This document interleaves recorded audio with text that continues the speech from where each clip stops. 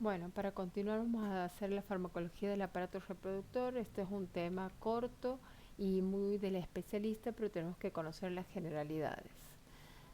Tenemos varias enfermedades que se tratan con medios farmacológicos a nivel del aparato reproductor, de entre ellos la infertilidad, la endometriosis o el antagonismo de los cánceres hormonodependientes, además de la anticoncepción. Que tenemos que tener en cuenta, bueno, que hay interacciones entre los estrógenos y la hipófisis, que hay interacciones entre los estrógenos y los tejidos como el útero, la mama y el hueso. Tenemos que saber que hay una selectividad de receptores, para hacer agonistas de los receptores como antagonistas. ¿Por qué? Porque los estrógenos tienen subtipos, moléculas que con su receptor, entonces hay fármacos que antagonizan unos receptores estrogénicos y hay otros que los agonizan. Hay diversas estrategias para antagonizar el efecto de todas estas hormonas sexuales endógenas y suprimir el eje hipotálamo hipofisario gonadal hasta antagonizar inclusive los tejidos efectores. Para eso tenemos que repasar que nosotros tenemos una hormona estimulante de gonotrofinas que es hipotalámica, que estimula la hipófisis y con ello se secreta la luteinizante y el folículo estimulante que va hacia los órganos efectores como el ovario y los testículos, que a su vez tienen secreción de andrógenos y de estrógenos principalmente, pero que también se secretan otro tipo de hormonas, pero los que van a hacer el efecto son básicamente el estradiol y la testosterona dentro de las diferentes hormonas genitales. Bueno, no se ve en este dibujo, pero básicamente esto es para indicar que hay una cadena de formación de las distintas moléculas hormonales en donde los andrógenos a través de las aromatasas se convierten en estrógenos. Esto sirve para poder vislumbrar esto, que es que los andrógenos tienen toda la misma cascada y que los andrógenos a través de enzimas que se llaman aromatasas se convierten en estrógenos. ¿Por qué?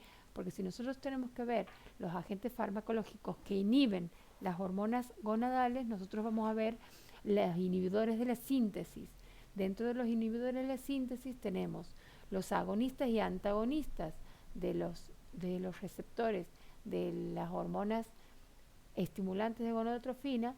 Tenemos los inhibidores de la 5-reductasa, que vamos a ver qué hacen, y tenemos los inhibidores de esas aromatasas, que por supuesto al inhibir la enzima que convierte los andrógenos en estrógenos, obviamente mi síntesis de estrógenos va a estar limitada. Entonces, volviendo, tenemos dentro de los que van a intervenir en suprimiendo el, el eje hipotálamo hipófiso gonadal, vamos a tener los inhibidores antagonistas y agonistas de estos receptores para que se dan para el cáncer prostático y algunos cánceres de mama. Pero nos vamos a detener en estos dos grupos. Uno es los inhibidores de la 5-alfa reductasa. ¿Qué hace esta enzima? Esta enzima convierte la testosterona en dihidrotestosterona. La dihidrotestosterona es la hormona 100 veces más sensible, digamos, la que hace el efecto, la que mayor afinidad tiene por los receptores de testosterona en la próstata. Por lo tanto, al inhibir esta conversión, inhibiendo de esta enzima, lo que hacemos es suprimir de manera eficaz la acción de la testosterona local. ¿Para quién se da? Obviamente para la hiperplasia prostática, para la retención urinaria, para la alopecia y por supuesto como reacciones adversas trae disminución de la libido y disfunción eréctil. En los inhibidores de la aromatasa, que decíamos que los andrógenos se convierten en estrógenos gracias a estas enzimas, los estrógenos obviamente no se van a sintetizar. Entre ellos tenemos el anastrozol, el letrozol, que son antagonistas competitivos, y tenemos los que hacen enlaces covalentes, que es el hexamestanol y el formestanol. Ambos producen osteoporosis. ¿Por qué? Porque al no producirse los estrógenos, nosotros hemos dicho que había receptores de estrógenos en el hueso y que en el hueso los receptores de estrógeno disminuían a los osteoclastos, disminuían la resorción ósea, por lo tanto, como no formo estrógenos, tengo osteoporosis, pero también se da para el tratamiento de cáncer hormonodependientes. Si seguimos con los agentes farmacológicos inhibiendo las hormonas gonadales, tenemos los que inhiben la síntesis y ahora tenemos los que inhiben los receptores de los tejidos. Entonces tenemos los receptores antagonistas de los receptores, en los cuales vamos a encontrar los moduladores selectivos de los receptores de estrógenos. Se denomina así porque no son antiestrógenos, sino que tienen unos efectos mixtos. Entre ellos vamos a encontrar el tamoxifeno, el raloxifeno y el besadoxifeno, que de todos el tamoxifeno es el único aprobado para el tratamiento y prevención de mama. ¿Por qué? Porque antagoniza los receptores del estrógeno, ¿sí? Pero es agonista del útero y del hueso. Como es agonista del útero, para evitar el cáncer de útero, lo que se hace solo se indica por 5 años para poder controlar, prevenir y disminuir el cáncer de mama. Después tenemos los antagonistas de los receptores androgénicos, que tenemos la flutamida, la bicalutamida, la nilutamida y la enzalutamida, que están aprobados para el cáncer de próstata metastásico.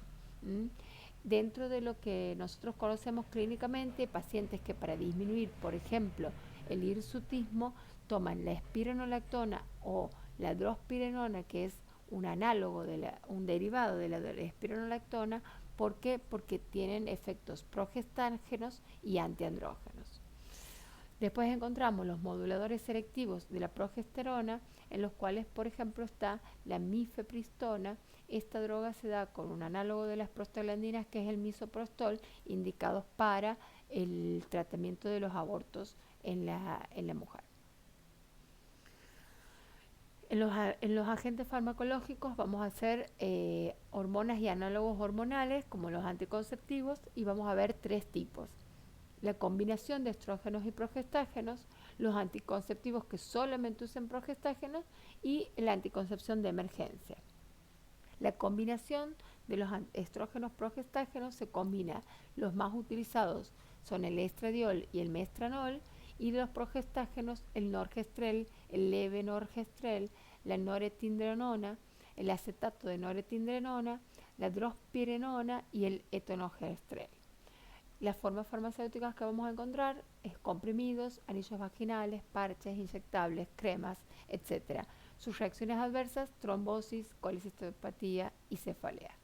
Esto de las cremas es realmente algo que no he escrito aquí, que es el estradiol, es estriol en crema, que se da para las pacientes menopáusicas, que lo vamos a ver en la próxima diapositiva.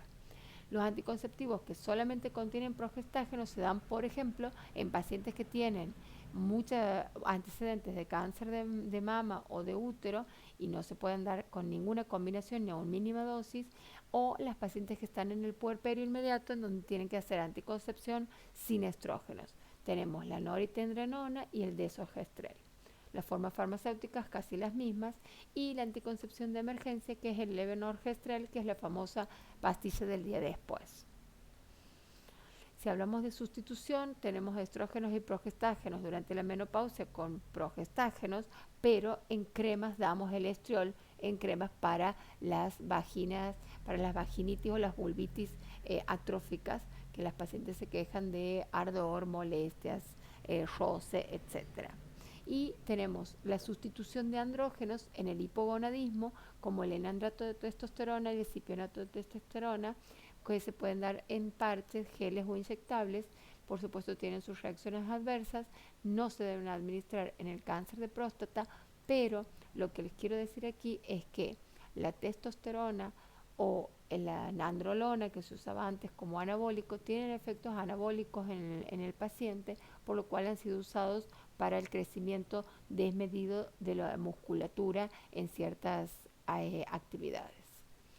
Esto es un resumen del eje que veíamos, a donde vamos a ver los agonistas de las hormonas estimulantes de las gonadotrofinas. Tenemos aquí los inhibidores de la aromatasa, los